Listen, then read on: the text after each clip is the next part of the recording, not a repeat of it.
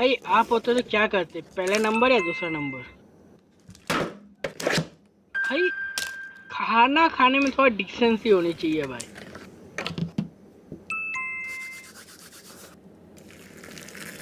वैसे आप लोगों ने कप्पा ले नूडल्स ट्राई किया है क्या कभी? बोलना, ठीक है? कमेंट करो भाई। भाई साहब, तो इसने दो दो नूडल के कप खाए हैं भाई। आपको कौन सा पसंद है कमेंट करके जरूर बोलो, नंबर 1